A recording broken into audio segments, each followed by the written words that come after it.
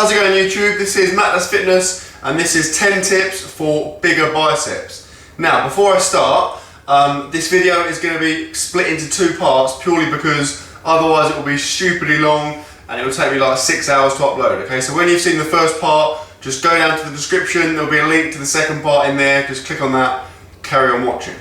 Okay, let's get started. Rule number one. Train biceps twice a week, okay? I've tried every other day, I've tried once a week, I've tried 3 times a week. For me personally, and for most people I've spoken to, twice a week works best. Rule number 2 is to train biceps with your back, okay? I know there are lots of different splits, but in my opinion, in order to give your biceps sufficient recovery, you want to train them with back, okay? So you have a day or 2 days where you have back and biceps, all right? If you do biceps twice a week and you do an additional back session, you are not going to give your biceps sufficient recovery because they're going to be working in your back session as well and yet effectively doing 3 bicep workouts, okay? So you must combine them with your back to make sure you do not overtrain your biceps.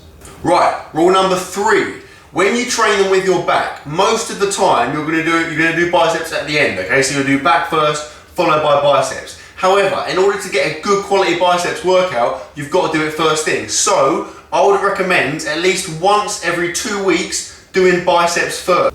Rule number 4 is the types of exercises you do. Now, I am not Stephen Hawkins, I cannot commit them all to memory, so I've compiled a list of my favourite bicep exercises and I am going to share them with you. So, I've got standing and seated dumbbell curls, right? Absolute standard bicep exercise. You're on a bench or you're standing up and you're doing dumbbell bicep curls, right? Now you can do these either normal grip or you can do them hammer grip or you can do a twist grip. So you start from here and you come up and twist, okay? Various ways of doing them. I've also got dumbbell preacher curls, okay? These are a good one. So obviously you lean over a bench, your arms here, you're doing one at a time with a dumbbell and you're doing preacher curls, okay?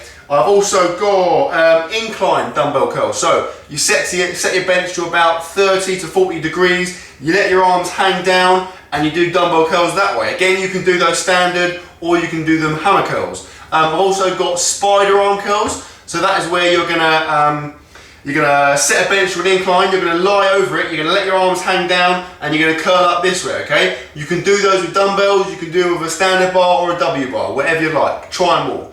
I've got cable curls, right? These are a really good one. I've got a video recently on my favourite bicep exercise, so check that out. But basically you're going to do cable arm curls with varied grip, okay? So you go from wide grip to standard grip to close grip using one of those W bars, and it's fantastic because it hits a different point on the force curve, okay? So it's really useful exercise.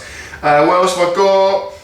Another good one, overhead cable curl. So you grab a pulley with 2 cables, arms out like this, and you're going to curl up like this, okay? Another very effective exercise, and again, it hits a different part of the force curve, which is really important for building bigger biceps, okay?